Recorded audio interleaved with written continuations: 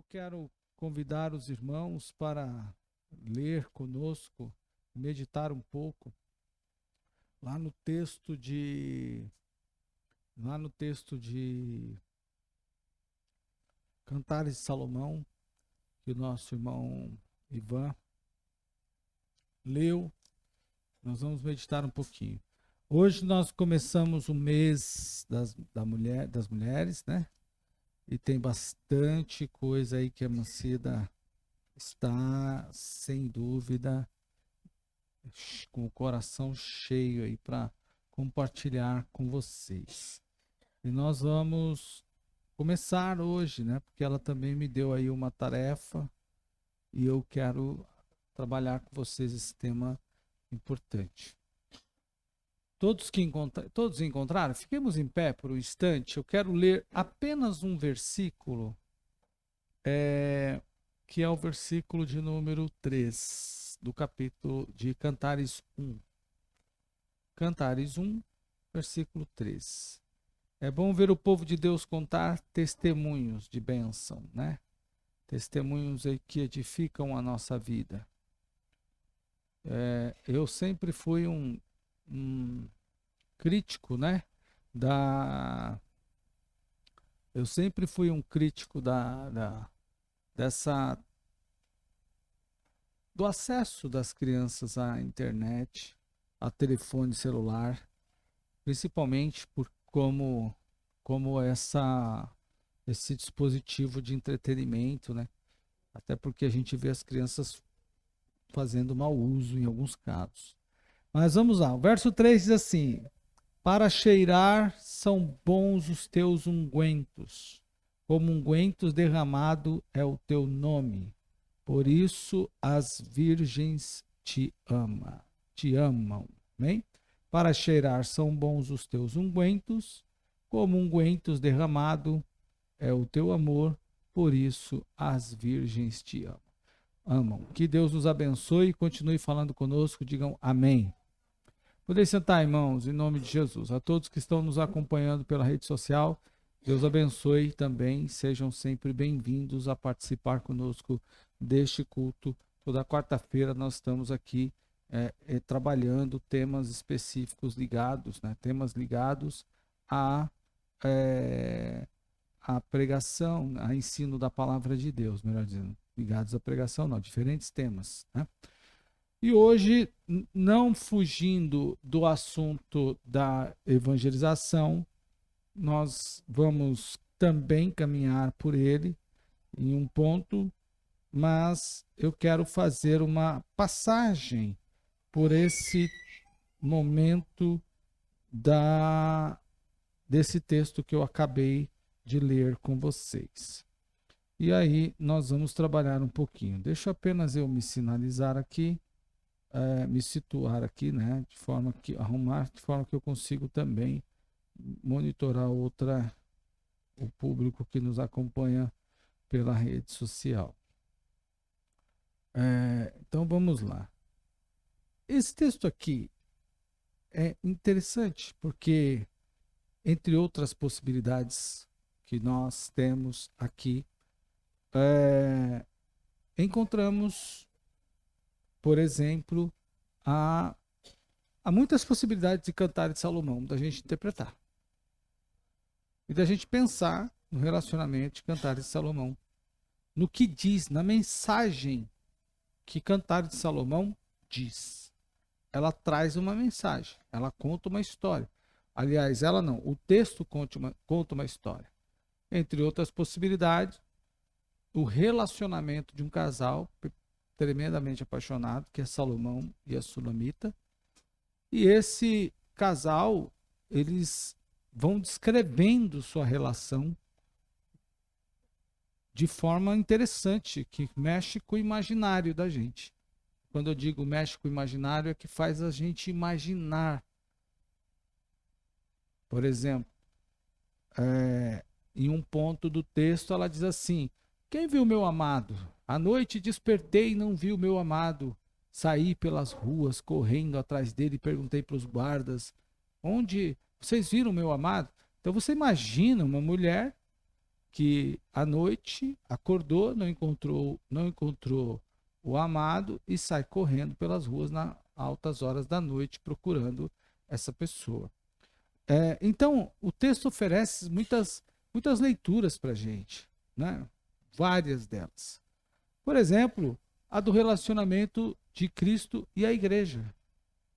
Que Cristo ama a igreja e a igreja ama a Cristo.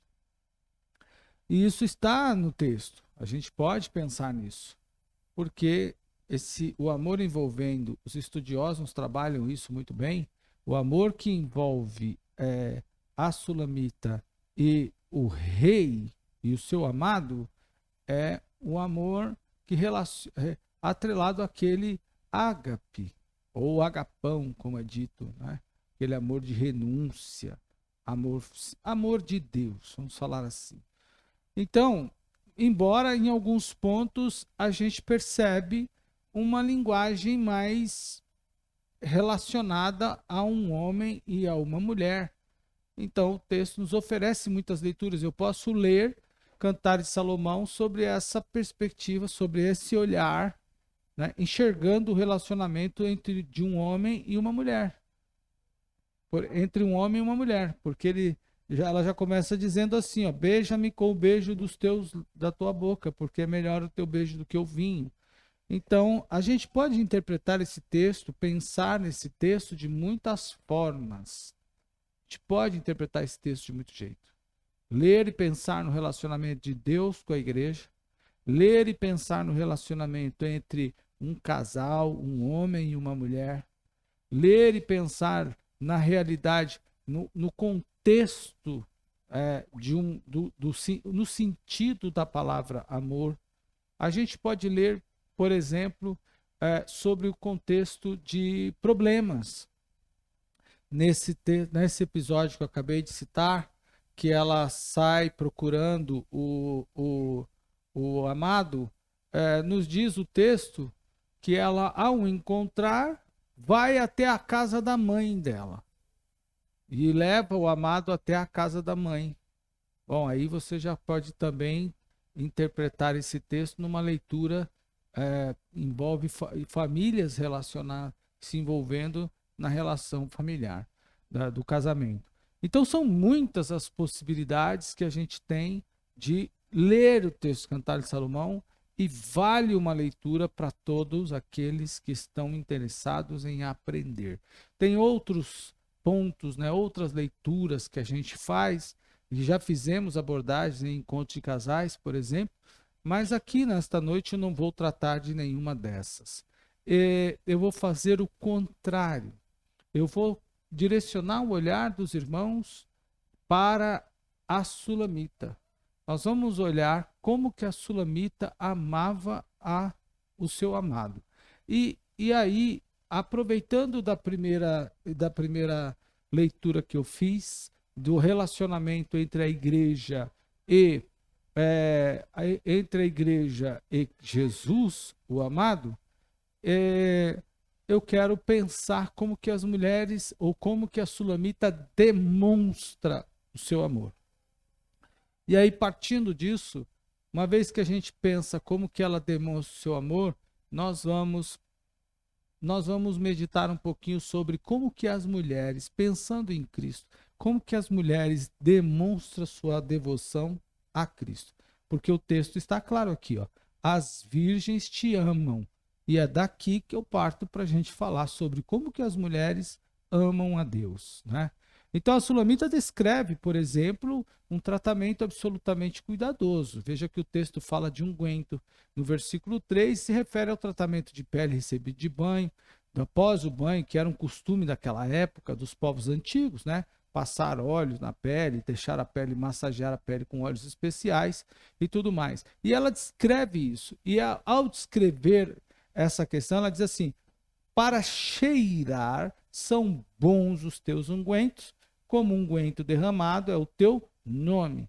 Ela fala do nome dele como algo muito bom, como algo que faz bem, e aí ela diz: as donzelas ou as virgens te amam. E é aí que eu quero pensar com os irmãos como que como as virgens amavam, e nesse caso, eu vou tirar a virgem, vou perguntar, se tratando do mesmo das mulheres, e tirando Salomão, tirando o rei, o amado da Sulamita, colocando Jesus no lugar, eu quero pensar, como que as mulheres amam a Jesus?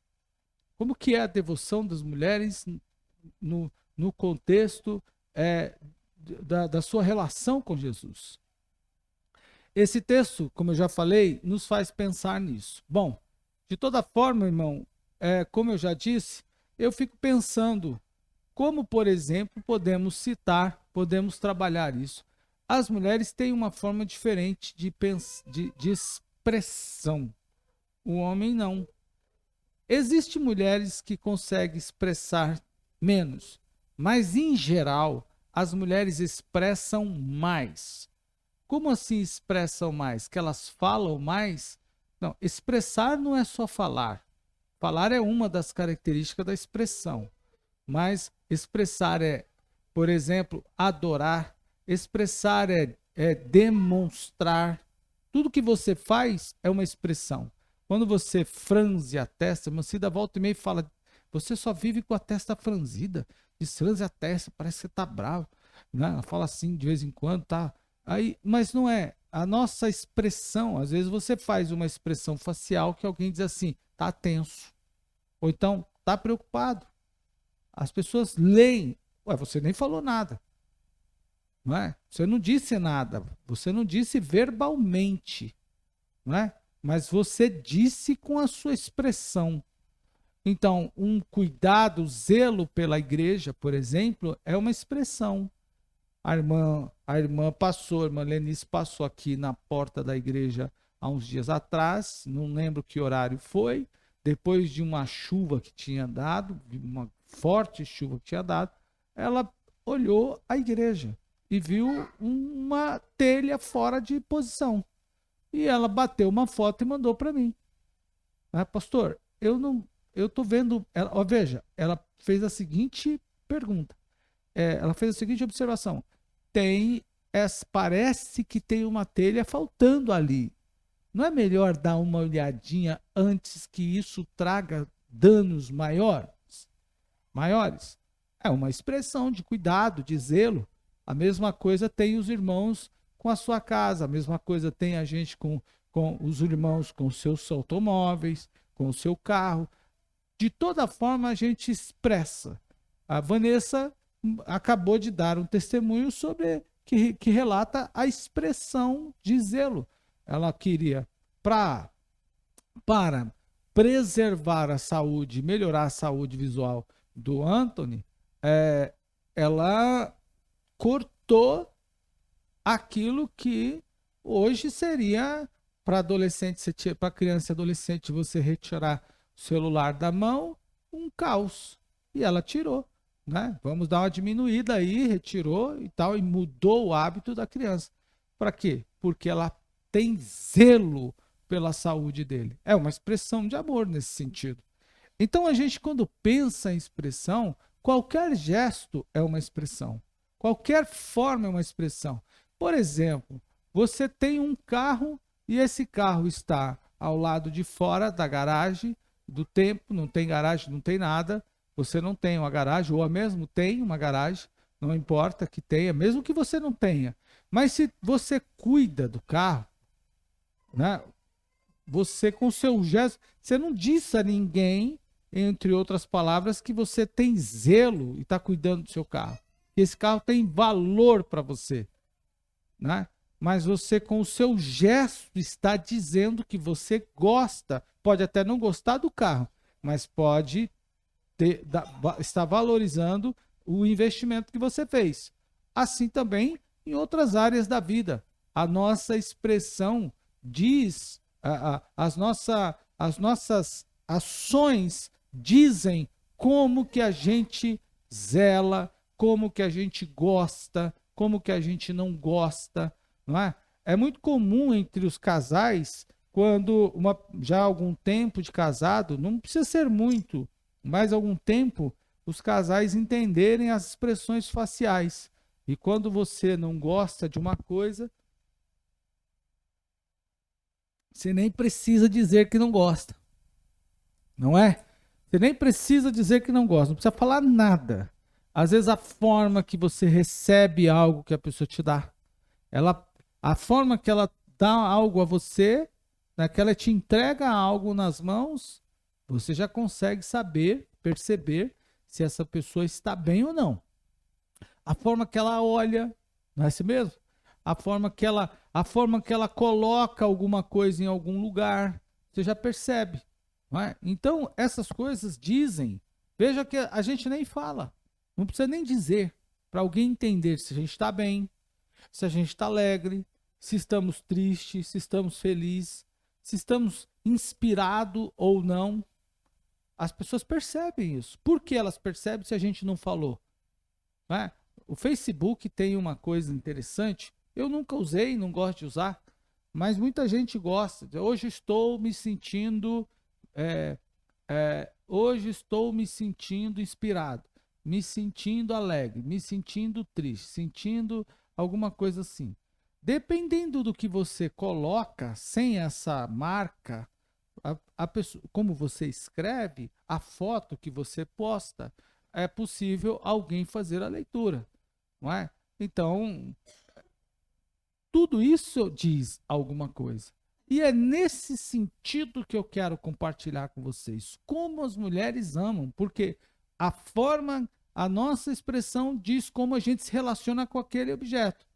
Tem objeto que não tem valor para ninguém, só para você, só para a pessoa. Tem objeto que não tem valor para absolutamente ninguém. Às vezes a pessoa vai até a sua casa, olha um copo, uma xícara, por exemplo, um prato, um móvel, um espelho, seja lá o que for, não importa o que seja, qualquer coisa. E diz assim: nossa, por que você não desfaz disso aqui? Aí você diz assim: porque isso tem um valor sentimental muito grande. A pessoa que me deu, ou é herança da minha mãe, ou era do meu parente. Aquilo tem um valor emocional carregado muito forte. Tem um valor muito alto que preço nenhum compra. Um carro zero não desfaz, por exemplo. Não faz você desfazer daquele objeto. Às vezes é uma roupa, às vezes é algo. Então, aquele cuidado, aquele zelo, demonstra para todas as pessoas com quem você convive que você ama aquilo. Ou a pessoa que estava aqui, aquilo fazia sentido para alguém, faz para você também. Então, de que forma as mulheres amam a Cristo? Diferentemente delas, os homens são mais difíceis. Nem todos, mas são mais reservados. Nem todos, mas são mais duvidosos das coisas. De tudo, até mesmo na rendição. Mostrando aqui as imagens domingo para os nossos irmãos aqui do púlpito, e alguém deles me comentou assim: até lá, a gente dando uma olhadinha aqui nessas imagens, são mais mulheres do que homens. E alguém pergunta: por que mais mulheres do que homens? Não é? Não, porque os homens trabalham e as mulheres não trabalham. Não é verdade. As mulheres trabalham até mais e muito mais. Mas porque as mulheres são mais quebrantadas nesse sentido. Isso é verdade. Elas lidam mais com seus problemas, elas com os problemas, enfrentam essa realidade da casa, que é interno, do externo, e também administra a sua família. Os homens já são mais reservados nesse sentido. Há um comportamento diferente. Isso até no mundo animal. Veja, eu tenho assistido bastante. Primeiro porque sempre gostei. Na época de videocassete, a turminha aí do videocassete, cadê? Levanta a mão aí, a turma do videocassete. Não, levanta a mão, vocês estão com vergonha, irmão? Aí, o tempo passou, né? Hã? Muito, vocês já estão rodadinhos no trecho também, né? Pensando que é só eu? Hã? Hã? Não é? Na época do videocassete, eu ia até as locadoras e alugava Eu me lembro que fiz uma compra uma vez, comprei um consórcio da Sharp para pagar um videocassete em 36 vezes, porque era uma coisa caríssima. Era como ter um telefone. Quem tinha duas linhas de telefone era quase rico, porque tinha as ações. Você podia vender as ações. Então, aí eu ia até a locadora e alugava os filmes da Natural Geographic, né? Que fala, filmava os animais, né? Eu gostava de ver isso. Eu nunca tive, não tinha é, TV a cabo, então, para ver esse tipo de filmes, então eu alugava isso para eu poder assistir. Mas hoje a gente tem bastante. A gente tem disponível na rede social, tem na TV. E aí, conforme você clica em um, vai aparecendo outros. Então, quando eu estou olhando Facebook, as páginas que vêm nas minhas redes sociais são essas. São de leões, são de dragão de Komodo, são animais desse gênero, por exemplo. E eu sou curioso, eu fico horas assistindo isso, esse reino animal, né, nas redes sociais. E é interessante observar que até nessa questão, o, a, as mulheres são diferentes os machos são diferentes das fêmeas. Mulher não, né? Os machos são diferentes das fêmeas. Por quê?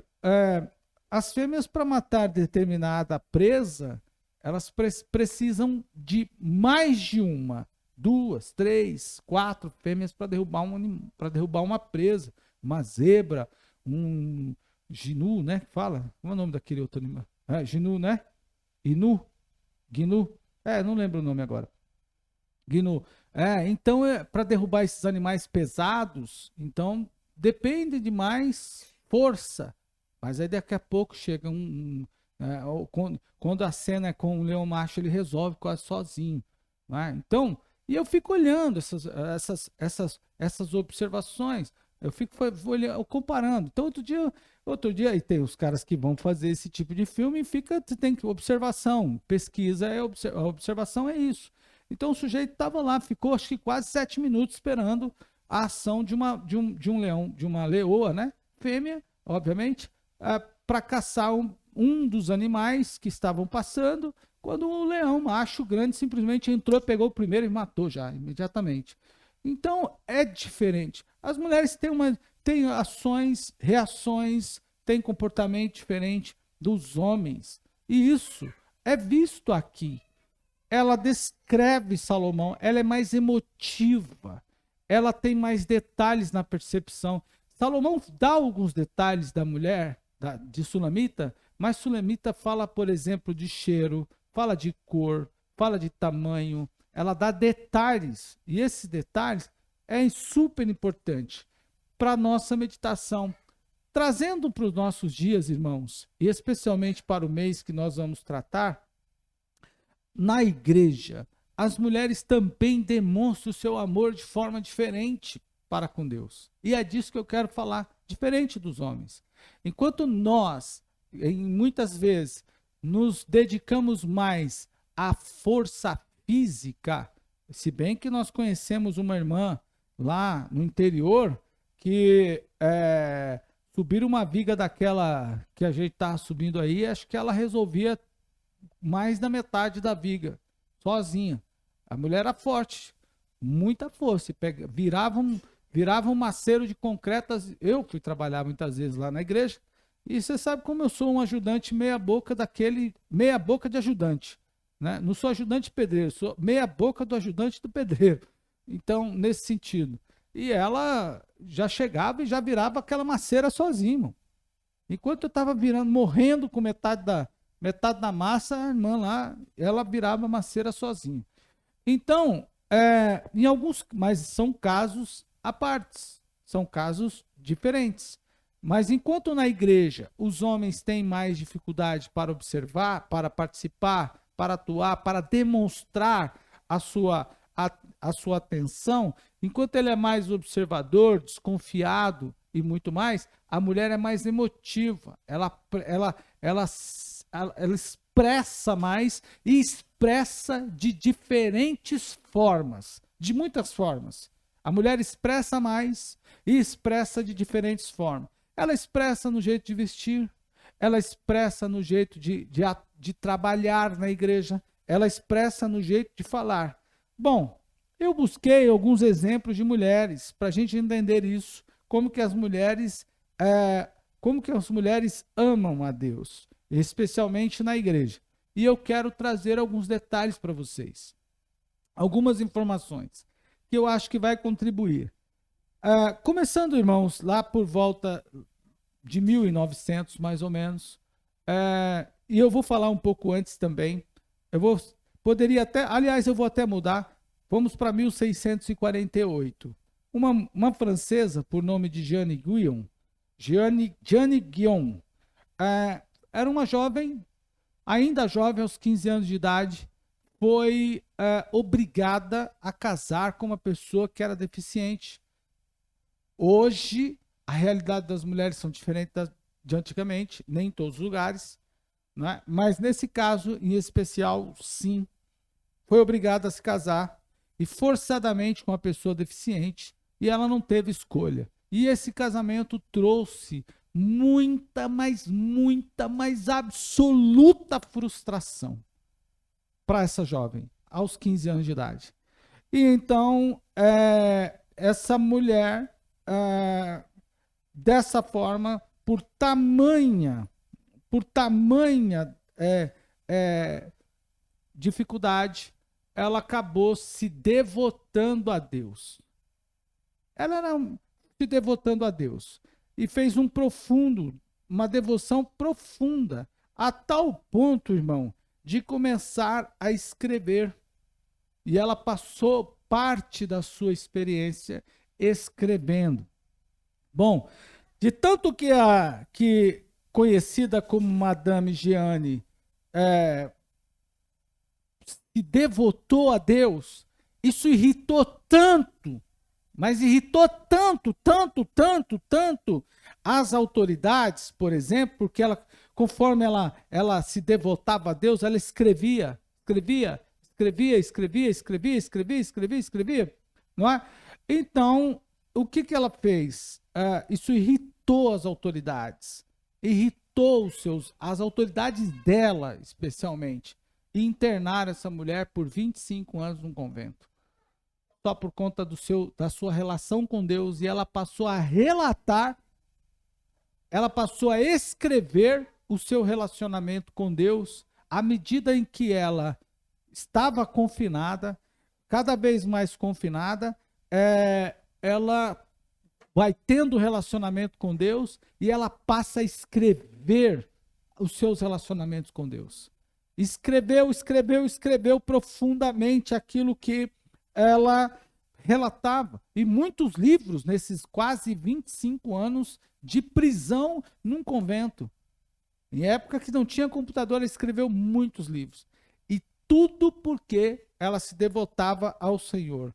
Então, eu anotei aqui, por causa de sua produção literária, que foi vasta, foi grande. Eu hoje comprei um livro dela, hoje mesmo. Então, por causa da sua produção literária, que incentivava a pessoa, o seu leitor, aquelas pessoas que lessem o seu livro, incentivava as pessoas a orar a palavra de Deus. Não era só ler a palavra, mas orar a palavra de Deus.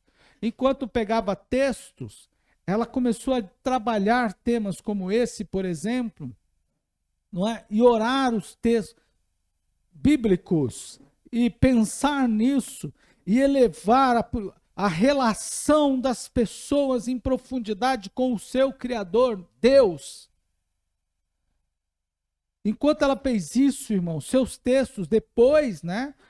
Depois já, claro, ela morreu em 1717, essa mulher influenciou muitos outros grandes pregadores da história, como John Wesley, por exemplo. E ninguém nunca viu falar. No caso de Madame Jeanne, como é conhecida, ou Madame Jeanne Guyon, como é conhecida, influenciou pessoas pela literatura, demonstrou seu amor pela literatura. Observe, jovem, adolescente, 15 anos de idade, submetida a um casamento com uma pessoa deficiente naquela época, contra sua vontade, sem opção de dizer não, absolutamente infeliz com isso, ela abre uma porta no meio de um caos absoluto da vida que ela está e encontra Deus. E a partir dali, ela vive toda a sua experiência com Deus. De maneira que as pessoas, ao não entender ou perceber que as suas confusões, que a opressão que era feita sobre ela não resultou em nada, colocaram mais 25 anos de prisão nela num convento agora. E aí ela aprofunda ainda mais a relação com Deus. Veja como essa pessoa amou ao Senhor. O segundo exemplo que eu quero compartilhar é de Alice Reynold Flower.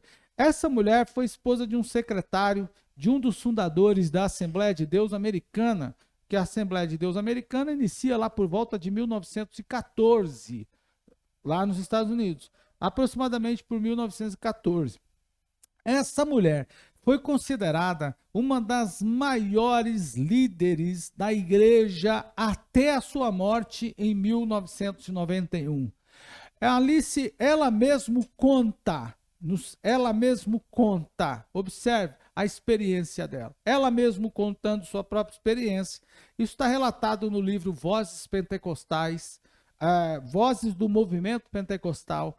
Então, ela conta como uma parte da sua vida que me chama bastante atenção. Incentivada a buscar sempre desde pequenininha. Por exemplo, as mulheres carregam muito essa herança. Quando você pega a biografia de Kathryn Kuhlman, desde pequenininha, ela carrega, está no testemunho dela, quem leu pode ver. Desde pequenininha fui incentivada pelos meus pais a orar, a cantar, a adorar. Quando você pega a Aimee McPherson, desde pequenininha incentivada pelos meus pais também a servir a Deus, a prestar o trabalho do Senhor. Aí você pensa da seguinte maneira, aqui a Alice Flower também, desde pequenininha, incentivada pelos seus pais a buscar o dom do Espírito Santo. Ela foi encorajada por toda a sua família a essa busca por um avivamento espiritual e foi treinada para viver cheia do Espírito Santo. Seus pais a ensinaram a viver cheia do Espírito Santo. Eles instruíram como é viver cheia do Espírito Santo. E ela aplicou o que aprendeu dos seus pais na sua forma de viver. E viveu até 1991, como diz a biografia, cheia do Espírito Santo. Considerada uma das maiores líderes da história.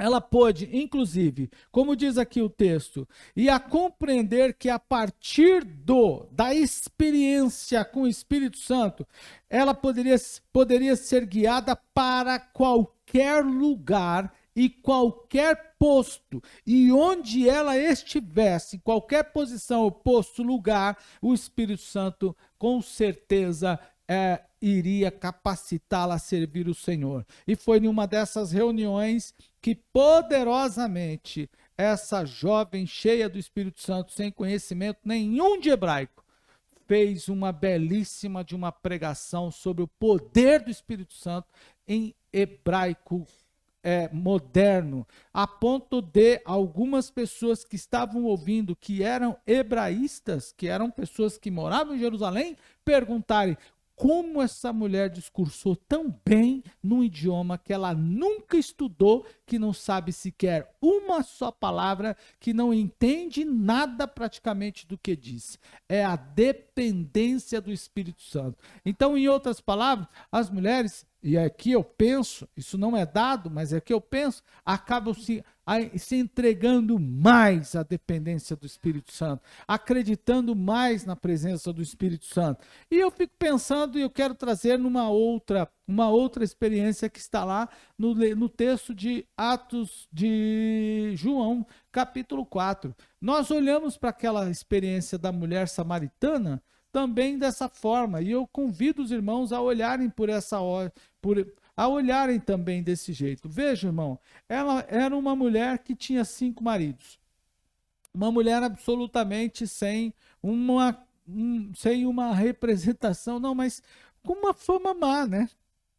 Uma má fama. Como é que vocês, mulheres, para quem não está aqui no templo, nos acompanhando, a predominância hoje aqui no templo é das mulheres. Então, eu fico pensando como é que você entenderia uma mulher vizinha sua, por exemplo, ou não, não importa, mas que já tinha tido 5 maridos e conforme o último, que era o sexto, disse Jesus, o que agora tens não é teu. Então era um amante, nesse sentido, não é? Então como é que você pensaria, como é que você entenderia uma mulher como essa? Que nome você daria? Como é que você classifica uma mulher dessa forma, com essa experiência, com essa bagagem perto de vocês, com esse histórico perto de você, uma mulher que troca de marido, que troca de homens, né? Dessa forma, perto de você. E ainda mais, ela vai ter com Jesus, e eu me lembro de uma exposição que eu ouvi, em que essa mulher foi buscar água fora do horário das mulheres. Não foi no horário das mulheres. Então, ao que parece, ela era isolada da sociedade, da comunidade feminina da época, até por conta do seu próprio testemunho, de ter tido 5 mulheres, mas de ter tido 5 maridos. Então, de repente, ela vai e se encontra com o Senhor, e ela conversa com ele. Pergunta, como diz o texto, você não tem com que tirar água. Como é que você quer? Como é que você me oferece água, se nem balde você tem para tirar? Jesus disse assim, se tu soubesse quem fala contigo, tu me pedirias água e eu te daria. Ela falou, você nem tem com que tirar água. Você não aparenta nada, não tem balde, não tem mangueira, não tem nada. Como é que você vai tirar água?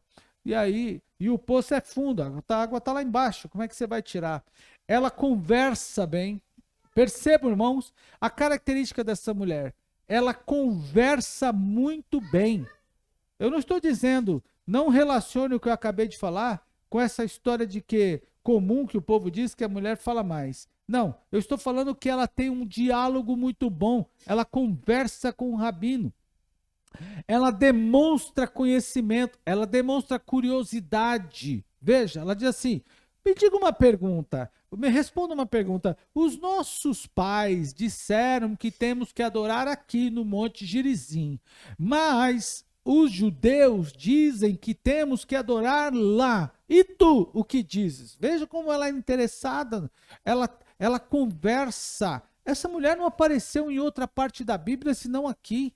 E ela aparece como uma mulher articuladora, que conversa bem, ela aparece como uma mulher que sabe fazer perguntas, que constrói bem sua pergunta. Veja, ela construiu a pergunta partindo, os nossos pais disseram que é aqui que a gente tem que adorar no Monte Gerizim. Os judeus dizem que é lá no Monte de Jerusalém. E tu, o que dizes? Veja só como ela constrói. Eles dizem aqui, você diz. Ela poderia ter ido direto. Onde devemos adorar? Mas ela constrói, ela envolve Jesus na conversa, ela constrói o percurso, o caminho da pergunta para poder fazer. Aí depois disso, quando ela observa as respostas de Jesus, porque ela está, em outras palavras, interrogando Jesus. Ela está fazendo um interrogatório, ela tá explorando o conhecimento. Depois de tudo isso, ela diz assim, vejo que tu és profeta. Vejo que tu és profeta, porque só o profeta pode falar desse jeito, como o senhor está falando comigo. Ninguém poderia falar comigo desse jeito, de outro jeito, ou desse jeito, se não fosse profeta. Então, aí ela diz, olha lá, o verso 20, nossos pais adoraram nesse monte, vós dizeis em Jerusalém, vós é vocês os judeus, não é? Para adorar, aí Jesus faz a resposta para ela, aí ele dá aquela belíssima, a mulher, verso 25, eu sei que o Messias, que se chama o Cristo, vem.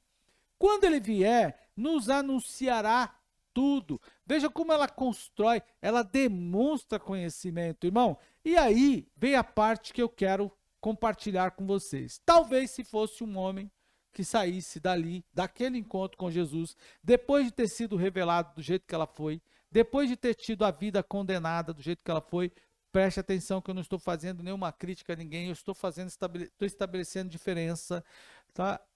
Talvez o homem saísse dali e não falasse mais nada, fizesse nada. O homem saísse dali e de repente encontrasse alguém, um colega de trabalho, sei lá quem, falasse assim: "Oi, Ivan, encontrei um cara ali que o cara falou umas coisas para mim lá, não sei não, eu estou meio", sabe? Ele ia falar com uma pessoa, não é? Olha, encontrei um sujeito ali que era meio, contou as coisas que eu estou vivendo e tal, tudo mais, mas diferentemente dele, a mulher, ela literalmente sai da cidade, sai dali e diz assim, ó, veja o verso de número 28. Vinde e vede um homem, ó, deixou, pois, a mulher o seu cântaro. O homem não ia deixar a sua ferramenta de trabalho, mas nem a pau juvenal. Desculpe a palavra. Não é? Irmão, ela foi buscar água e quem já viveu essa vida, acabei de mostrar para o irmão Ivan aqui umas imagens que eu recebi lá do nosso irmão que vamos apoiar lá na África. E aí, atrás da igreja tem a bomba do poço, né? Tem uma espécie de bomba lá para o cara puxar a água. Né? Hoje nós temos na torneira. A minha avó morava numa fazenda, a gente tinha que ir como que era uma ribanceira, na bica d'água, não tinha água em casa. Tinha que encher o balde. Né? Você tinha que descer. Então você descia lá na bica. E a bica era mais ou menos aquela avenidona, vamos falar que a bica mais ou menos aquela avenida que desce do Sesc ali, depois do Sesc, não é? Só que estradinha de trilha, de mato, os irmãos já devem ter vivido isso também. Quantos já viveram isso? Aí você vai lá embaixo, vai lá na bica, tem um caninho, né? Tem um caninho, aí vem o caninho tá em cima da forquilhazinha de madeira e tá jorrando água o tempo todo, aí você pega, enche o balde d'água, né? Minha avó, já na sua idade, ela subia, ela já ia lavar roupa, já subia aquele morrão com um balde na cabeça, né? Com a roupa na bacia que ela tinha lavado e controlando a água aqui de boa. Eu, malemar, conseguia, entre uma mão e outra, metade do balde. Não é? Mas tudo bem. A mulher foi buscar água, não foi? Ela não foi buscar água? Foi. Ela deixou o cântaro. Olha aqui. Veja o verso de número 28. Deixou, pois, a mulher o seu cântaro. Ela foi buscar a água, encontrou Jesus e voltou sem a água. Ela mudou a função, ela mudou o seu objetivo imediatamente ali. Porque, em linhas gerais, ela tinha que voltar para casa com o cântaro cheio de água, colocar a água em algum outro recipiente, porque essa água poderia ser para beber, poderia ser para cozinhar, poderia ser para tomar banho, como é no caso que eu mostrei para o irmão aqui, para o irmão Ivan. A irmã Cida me perguntou, como é que as pessoas, por exemplo, lidam com isso, né? Porque a água não vem até a torneira, a luz até que está lá, mas a água não, tem que pegar. Tem que buscar, por isso que muitas igrejas cavam um poço naqueles lugares, até no Nordeste. Nordeste brasileiro tem muitos lugares aí que precisam cavar poço, né? Porque a água não chega, entende? Mas de onde ela vem? Qual é a distância que essa mulher estava? Porque ela estava fora da cidade. Ela mudou a função, ela mudou a posição, ela mudou o seu trabalho. Perceba essa liberalidade imediata, instantânea. E ela sai, veja o que o texto diz. Deixou, pois, a mulher o seu cântaro. E assim a mulher faz. Ela deixa a sua casa, ela deixa o trabalho, ela deixa o que tem de fazer de imediatamente e ela vai para a igreja. E ela vai fazer as suas atividades. E ela vai para o ensaio, ela vai para a oração, ela vai para o culto, ela vai para a atividade, ela vai para a visita, ela vai para qualquer trabalho. Seja cansado ou não, com TPM ou não, com cólica ou não, com morrendo de dor ou não, com hemorragia ou não, que tem mulheres que têm problemas de hemorragia ou não, ela vai, entende? Ela vai e faz, e trabalha. E aí a mulher foi e fez um outro trabalho. Ela fez o seguinte, ela foi à cidade. Não está dito que ela foi à casa dela. Ela mudou a direção. Ela foi à cidade. Ela foi à cidade. E lá na cidade, ou aos moradores da cidade, ela disse àqueles homens. Ela se mete numa conversa de homens, vamos falar assim. Entende? E ela diz o seguinte, olha só, vinde, olha a fala dela, vinde e vede um homem que disse tudo que eu tenho feito. É como que ela muda até o tom da sua fala. Olha, ela não pergunta, vocês querem ver um homem? Olha só, vocês querem ver um homem que disse tudo que eu tenho feito? Ela usa exatamente nessa condição. Vinde e vede um homem que disse tudo que eu tenho feito. Aí sim, depois dessa fala, ela coloca uma pergunta. Porventura não é este o Cristo? E eu fico perguntando, eu quero fazer uma pergunta para vocês de duas formas. A Bíblia diz no verso seguinte, saíram, pois, da cidade e foram ter com ele, porque ele não estava na cidade, ele estava fora da cidade. Jesus estava fora da cidade, então a mulher mudou o rumo. Eu faço uma pergunta para os irmãos, será que os homens foram por causa da primeira sentença? Vinde e vede o homem que disse tudo que eu tenho feito. Senhor, não é um pedido. É mais ou menos aquela história que a mulher fala pra gente assim, hoje você vai resolver esse negócio aqui. Hoje você vai resolver essa parede, hoje você vai resolver essa torneira, hoje você vai resolver esse negócio aí, porque ela fala mais ou menos nesse tom. Entende? E até que a gente gosta, né? Fala sério, o senhor gosta também, né? Não é?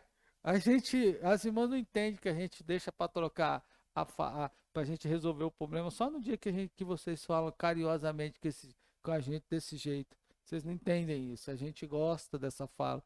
Entende? Não é, irmão?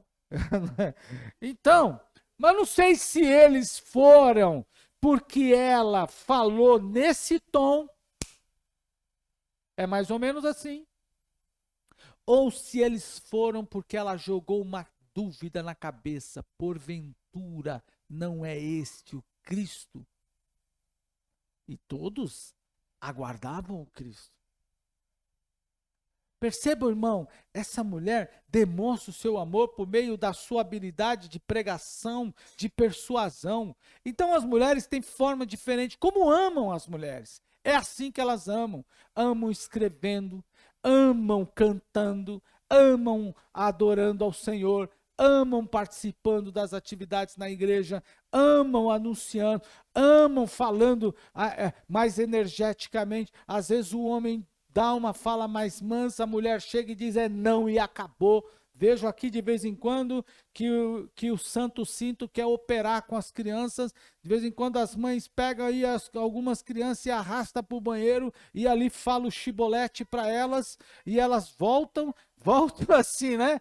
Toda bonitinha, se fossem adultos, né? Ou pelo menos mais, voltava tipo assim, como tivesse ido ao banheiro, dar uma ajustada no paletó. Na verdade, irmão, é assim, irmã. E esse mês é um mês das mulheres. E haverá muitas formas, muitos trabalhos, muitas possibilidades aqui. Como eu falei, Flower adorou ao Senhor com a liderança, com a forma de liderar. A Madame Jeane adorou ao Senhor, amou ao Senhor com a sua escrita, sua forma de escrever. A Samaritana adorou ao Senhor com a sua forma de questionar e de pregar. E você pode adorar o Senhor também. E esse é o mês. Adora o Senhor cantando, pregando, trabalhando, servindo, visitando, orando pelas pessoas. Não importa quem, como, a idade, como você está, a condição em que você está. Mas o que importa é que você tem um Deus, o Cristo vivo, e a Ele você vai adorar. Amém, irmão? E expressar o seu amor ao Senhor. E com certeza, o nosso Deus vai receber o seu amor e te recompensar. Você não voltará para casa nenhuma vez sozinha, sem nada, de cântaro vazio. Não! A mulher largou o cântaro de água e depois provavelmente deve ter voltado para pegar, porque o texto não diz que ela pegou ou que ficou lá. Provavelmente ela voltou para pegar. Mas, irmãos, você não vai voltar para casa sozinho, vazio, sem o cântaro e sem a água. A mulher, com certeza, voltou com a água do céu e depois pegou o cântaro e voltou também com a água que precisava para a sua casa. Olhe para mim, você vai servir a Deus nesses 30 dias de março. Você talvez terá que deixar uma atividade A, uma atividade B, uma atividade C, uma atividade D, para participar do mês intenso que vai ser realizado aqui. Em alguns momentos você vai ter que deixar o cântaro ali de lado. Não se preocupe. O nosso Deus, Ele tanto vai encher o cântaro, ou seja, Ele vai providenciar a água que você precisa. Você vai levar, vai cozinhar, vai passar, vai fazer o que for preciso. E além de tudo, você vai voltar muito mais cheia da presença de Deus. Aleluia! Você crê nisso? Diga glória ao Senhor. E aí, irmão, Deus vai com certeza revelar ao mundo, às pessoas que estão ao seu redor, que você é uma mulher cheia da presença do Senhor.